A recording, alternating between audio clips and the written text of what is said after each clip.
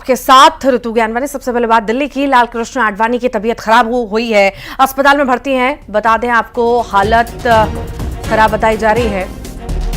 दिल्ली के अपोलो अस्पताल में भर्ती हैं, ये बड़ी जानकारी इस वक्त आपको दे रहे हैं। दिल्ली से बड़ी खबर है, लाल कृष्ण आडवाणी की तबीयत बिगड़ी, अस्पताल में भर्ती कराया गया और फिलहाल हालत अभी स्थिर बताई जा रही है। दिल्ली के अपोलो अस्पताल में भर्ती हैं। कुछ दिन पहले भी उनकी हालत खराब हुई थी और उन्हें अस्पताल में भर्ती कराया गया था। ज्यादा जानकारी लेंगे सहयोगी विनीत कुमार हमारे साथ दिल्ली से सहयोगी जुड़ गए हैं। विनीत, क्या जानकारी मामले में? जी, मैं आपको बताना चाहेंगे कि बीजेपी के वरिष्ठ नेता लालकृष्ण आडवाणी जो है एक बार फिर से अपोलो अस्पताल में भर्ती हो गए। इससे पहले भी उन्हें अपोलो में भर्ती करवाया गया था, उसके बाद फिर एम्स में भर्ती करवाया गया था, लेकिन फिर उन्हें कुछ ही घंटों के बाद छुट्टी दे दी गई थी। इस बार भी उन्हें भर्ती कराया गया है। निश्चित तौर पर मैं आपको बताना चाहूंगा कि जो हमें जानकारी मिल रही है, बढ़ती उम्र के कारण जिस तरह की कॉम्प्लिकेशंस आती हैं, उनके कारण जो है वो उन्हें भर्ती कराया गया है। लेकिन हमें जो जानकारी मिल रही है उसके अनुसार स्थिति जो है वो पूरी तरह से स्थिर है। डॉक्टर की टीम जो है वो पूरी तरह से बीजेपी के वरिष्ठ नेता लालकृष्ण आडवाणी के जो स्वास्थ्य है उस पर नजर बनाए हुए है और पूरी तरह से जो अभी स्थिति है वो स्थिर में है। बताया जा रहा है कि जब वो पूरी तरह से ठीक हो जाएंगे तब उन्हें डिस्चार्ज कर दिया जाएगा। लेकिन अभी जो है डॉक्टर की टीम जो है की निगरानी में है। लालकृष्ण आडवाणी के जो सारे वाइटल्स हैं उसको एग्जामिन किया जा रहा है और जब वो पूरी तरह से ठीक हो जाएंगे उसके बाद ही उन्हें डिस्चार्ज किया जाएगा। ठीक, बहुत बहुत शुक्रिया विनीत जानकारी को साझा करने के लिए। एमपी माध्यमिक शिक्षा मंडल ने जारी किया है टाइम टेबल। बता दें 10वीं 12वीं की परीक्षा के लिए टाइम टेबल जारी हुआ है। 25 फरवरी 2025 से परीक्षा शुरू होगी। 18 लाख से अधिक परीक्षार्थी परीक्षा में शामिल होंगे। तो मध्य प्रदेश 10वीं 12वीं बोर्ड का टाइम टेबल जारी हो चुका है। 25 फरवरी से एग्जाम शुरू होंगे। 18 लाख से ज्यादा स्टूडेंट्स परीक्षा देंगे। टाइम टेबल जारी हो चुका है और आपको बता दें 25 फरवरी 2025 से ये परीक्षाएं शुरू होंगी।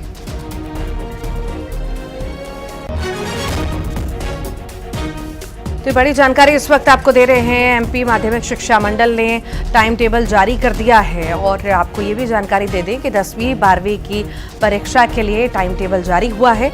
एमपी माध्यमिक शिक्षा मंडल ने टाइम टेबल जारी कर दिया। 10वीं 12वीं की परीक्षा के लिए टाइम टेबल जारी हुआ है और ज्यादा जानकारी के लिए सहयोगी शैलेंद्र भदौरिया भी हमारे साथ जुड़ गए हैं। शैलेंद्र, टाइम टेबल जारी हो चुका है एमपी माध्यमिक शिक्षा मंडल के द्वारा 10वीं 12वीं का। 25 फरवरी से परीक्षाएं शुरू हो जाएंगी। 18 लाख से अधिक परीक्षार्थी इसमें शामिल होंगे।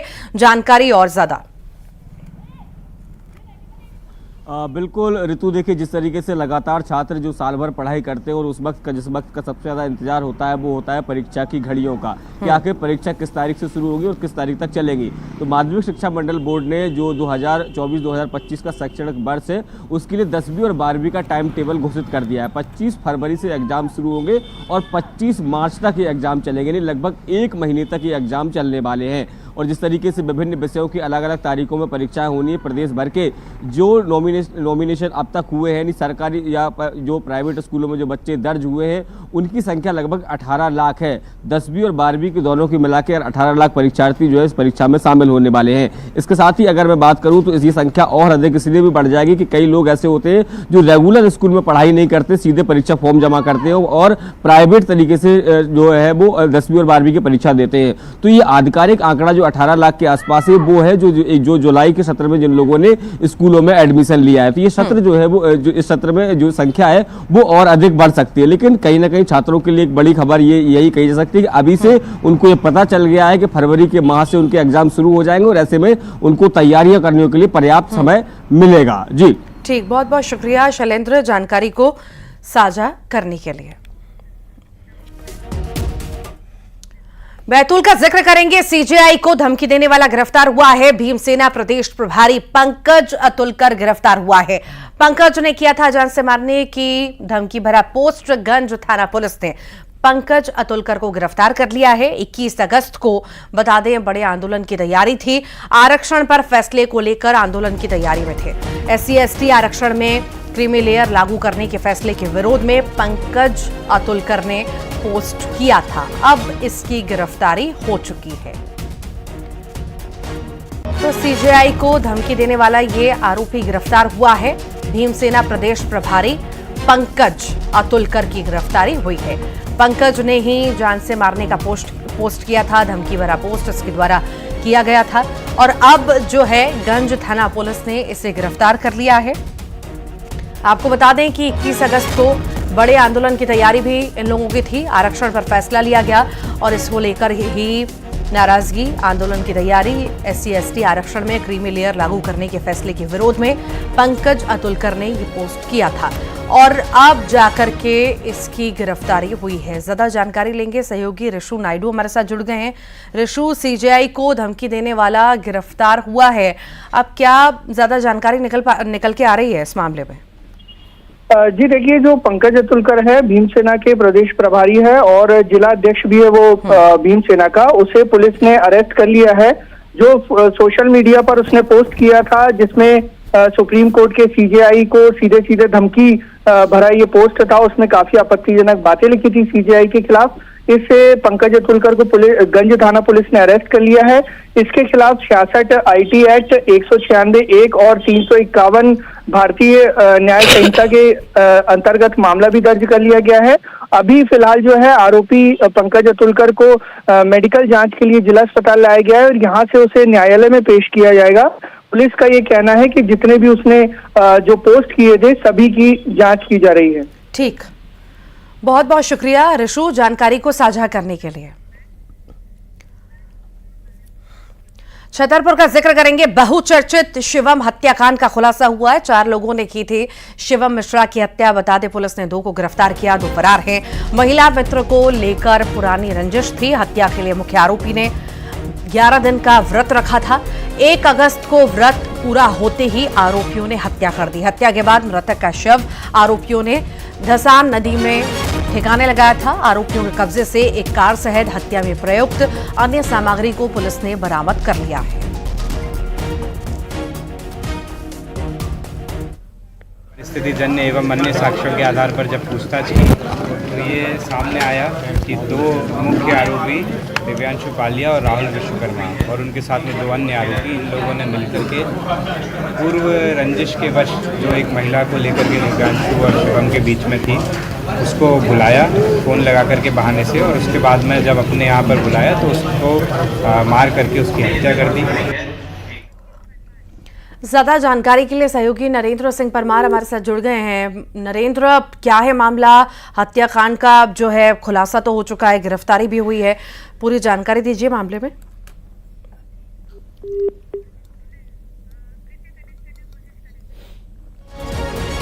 फिर से जुड़ने का प्रयास करेंगे सहयोगी से। तो ये बहुचर्चित हत्याकांड था, शिवम मिश्रा की हत्या कर दी गई थी और इसी मामले में अब गिरफ्तारी हुई है।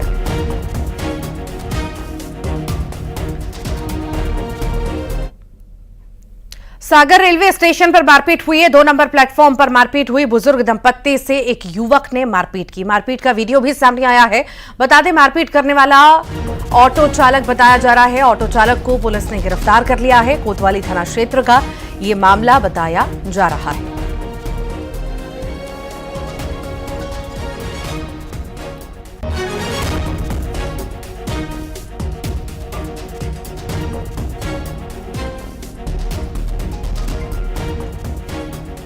तो रेलवे स्टेशन पर ये मारपीट की तस्वीरें इस वक्त आप देख रहे हैं। 2 नंबर प्लेटफॉर्म पर मारपीट की गई है।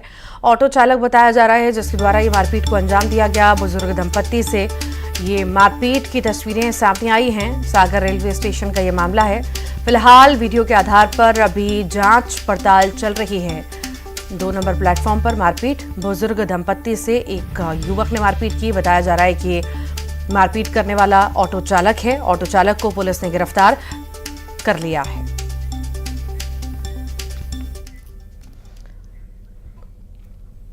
इंदौर में नगर निगम में फर्जी बिल समेत कई घोटालों के खिलाफ कांग्रेस ने हल्ला बोल प्रदर्शन किया। धरने के बाद कांग्रेसियों ने निगम मुख्यालय में घुसने की कोशिश भी की। कुछ कार्यकर्ता बैरिकेड फांदकर अंदर घुसने लगे। पुलिस ने वाटर कैनन का इस्तेमाल किया, प्रदर्शनकारियों को खदेड़ा। इसमें कुछ कार्यकर्ता और मीडियाकर्मी घायल हो गए। पुलिस बल के साथ कांग्रेसियों की भिड़ंत हुई, कुछ देर तक चली। उसके बाद प्रदेश अध्यक्ष जीतू पटवारी, पूर्व केंद्रीय मंत्री अरुण यादव, प्रदेश सह प्रभारी और सांसद कुलदीप इंदौरा ने प्रदर्शन स्थल पर एडीएम रोशन राय को मांगों को लेकर ज्ञापन सौंपा।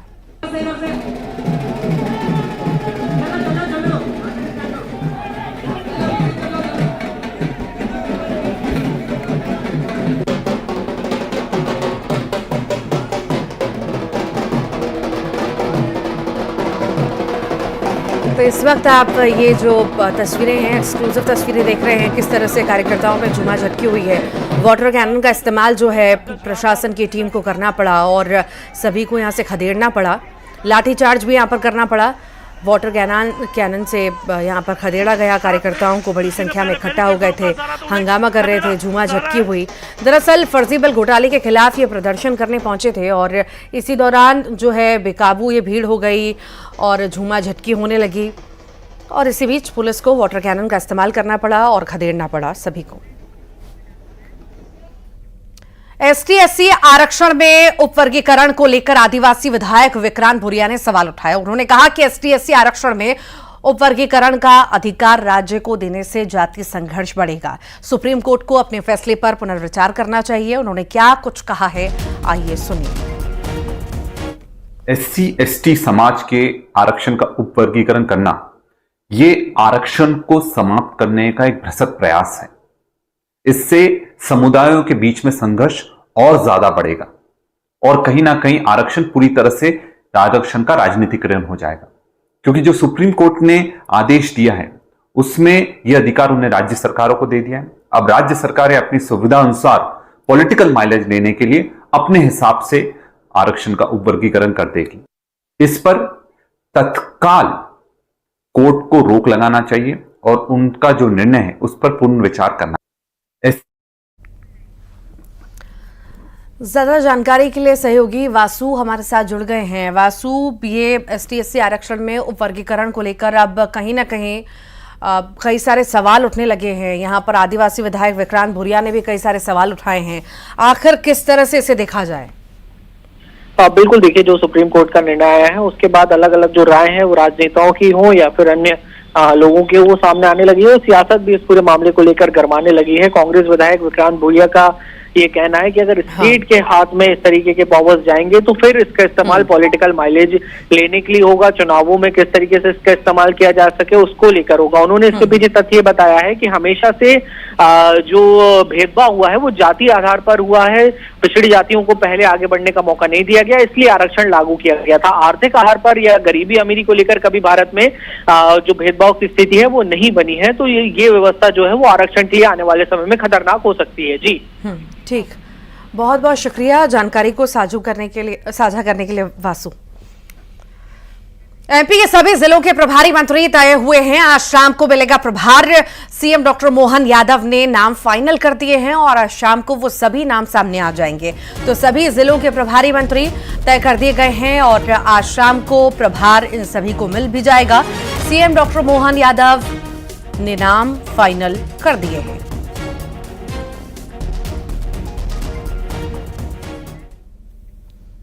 किसानों के खराब फसल को लेकर मोहन सरकार ने बड़ा फैसला किया है। खराब फसल की सर्वे रिपोर्ट अब पटवारी की बजाय वॉलंटियर देंगे। अब हर पंचायत में वॉलंटियर की तैनाती होगी और ये वीडियो रिकॉर्डिंग के जरिए खराब हुई फसल की जानकारी शासन को देंगे। उनकी रिपोर्ट पर सरकार मुआवजे का फैसला करेगी।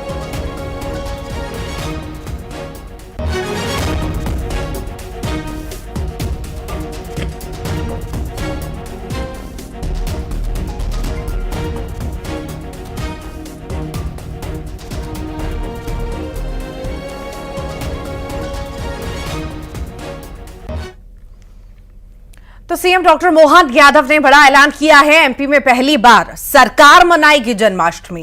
प्रदेश में सरकारी आयोजनों में मटकी फूटेगी। संस्कृति विभाग इसका आयोजन भी करेगा। तो सरकार पहली बार जन्माष्टमी मनाने जा रही है। ये बड़ी जानकारी जो है CM मोहन यादव के द्वारा दी गई है कि पहली बार हम जन्माष्टमी मनाएंगे और इसकी तैयारियां भी शुरू कर दी जाएंगी। संस्कृति विभाग इसका आयोजन करेगा और आयोजनों में मटकी भी फूटेगी। हमने प्रयास किया है कि इस बार जन्माष्टमी, चूंकि जैसे जो द्वारका का महत्व है, जो महाद्वारकाधीश भगवान श्री कृष्ण हुए, जो महत मथुरा का जहां उनका जन्म हुआ है और बाकी लीलाएं हुई है, वही महत्व मध्य प्रदेश का भी है। मध्य प्रदेश में भगवान श्री कृष्ण की शिक्षा हुई है, भगवान कृष्ण का, और परशुराम जी महाराज ने उनको सुदर्शन चक्र दिया है। रुक्मी से युद्ध हुआ धार के पास, सुदामा और भगवान कृष्ण की दोस्ती का स्थल नारायणा, ऐसे कई तीर्थ स्थल है जिनको तीर्थ के रूप में विकसित करेंगे। तो सरकार धूमधाम से जन्माष्टमी के अवसर पर भी इन पूरे आयोजनों में संस्कृति मंत्रालय को जोड़ते हुए इस पूरे आयोजन की रचना कर रही है। राजधानी भोपाल के सरकारी इमारतों में खूबसूरत माना जाने वाला वन भवन की इमारत लगभग 200 करोड़ की लागत से तैयार हुई थी। 2023 में लोकार्पण हुआ। अब साल भर के बाद ही इमारत में लीकेज होना शुरू हो चुका है। बताया जा रहा है कि स्टोर मैनेजर के कैबिन में लीकेज हुआ, जहां पिछले 8-10 दिनों से पानी की बूंदें टपक रही हैं। बिल्डिंग में लीकेज की वजह से फॉल सीलिंग तक गिर गई। नौबत तो ऐसी आ गई कि कैबिन मैनेजर को दूसरी जगह शिफ्ट होना पड़ा। मामले की शिकायत विभाग के आला अधिकारियों से भी की गई। इसके बावजूद स्थिति जस की तस है। दूसरी तरफ सीनियर अधिकारी मामले में कुछ भी बोलने से बच रहे हैं। अब सवाल ये उठता है कि 200 करोड़ की इमारत जिसे तैयार हुए सिर्फ 1 साल हुआ, इतने कम समय में लीकेज कैसे हुआ? क्या इमारत के निर्माण जल्दबाजी में किया गया या सिर्फ इमारत है बाहर से खूबसूरत है और अंदर से खोखला? उससे है परेशान है, इधर उधर कंप्लेंट कर करके भी कोई आते हैं फोटो खींच कर निकल कर चले जाते हैं। यहाँ जो अधिकारी बैठे थे वो कहाँ शिफ्ट कर गए? वो दूसरी जगह बैठे हुए हैं टेम्परेरी, वैसे ही अपने स्टूल।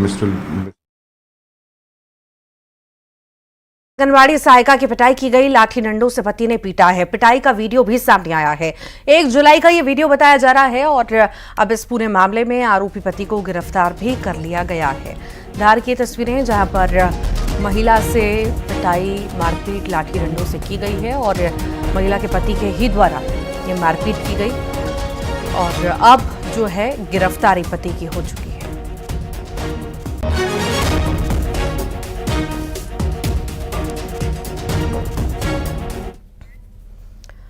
खंडवा का जिक्र करेंगे। ओंकारेश्वर में डूब रहे युवक को बचाया गया है। नर्मदा नदी में डूब रहे युवक को बचाया गया।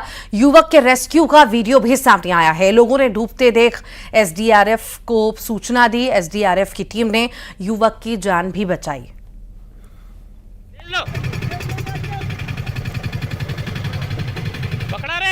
तो नदी में डूब रहे युवक को बचाया गया। एसडीआरएफ की टीम मौके पर पहुंची और इसे बचाया गया। ओंकारेश्वर में ये युवक डूब रहा था जिसे बचाया गया। और दमोह में घाट पर सिस्टम आ चुका है। घाट पर गर्भवती को अस्पताल ले जाया गया। खराब सड़क के चलते गांव में एंबुलेंस नहीं पहुंच पाई। हटा विकासखंड की शर्मनाक तस्वीर सामने आई है। बारिश के मौसम में सड़कें खराब हो चुकी हैं और लोगों का जीना दूभर हो चुका है कहीं ना कहीं, और सड़क ना हो तो और ज्यादा परेशानी। ये तस्वीर आपके सामने है। और शराब पीने से मना करना महंगा पड़ गया है। मुरैना में बदमाशों ने यहां पर ताबड़तोड़ गोलियां चलाई, मकान मालिक पर गोलियां चलाई। हमले में बाल बाल मकान मालिक बचा है। कोतवाली थाना क्षेत्र के चुंगी नाका की यह घटना है। सीसीटीवी में वारदात कैद हुई है। आरोपियों की तलाश अभी पुलिस कर रही है। और भिंड में पुलिस को देखकर भागा है संदिग्ध कार सवार युवक। भागने के दौरान पुलिस की गाड़ी में टक्कर मारी। पुलिस ने घेराबंदी कर संदिग्ध युवक को दबोचा। सीसीटीवी में यह घटना कैद हुई है। सिटी कोतवाली थाना क्षेत्र का यह मामला बताया जा रहा है। मुरैना में युवक के साथ मारपीट हुई है। स्कूटी सवार युवक की पिटाई की गई। 4-5 लोगों ने युवक की पिटाई की। सीसीटीवी में मारपीट की वारदात कैद हुई है। बता दें आपको, पीड़ित की शिकायत पर यह मामला दर्ज हुआ। माधोपुरा के पुलिया के पास की यह घटना बताई जा रही है। ग्वालियर के बिजौली गांव में एक युवक के साथ लूट की वारदात की खबर सामने आई। युवक के हाथ पैर बांधकर उसके 32 भेड़ बकरियों को लुटेरे लूट ले गए। युवक अपने घर के बाहर टीन के शेड में भेड़ बकरियों की रखवाली करते हुए सो रहा था और इसी दौरान बदमाश आधम के युवक की पिटाई की, हाथ पांव बांधे और भेड़ बकरियों को लेकर फरार हो गए।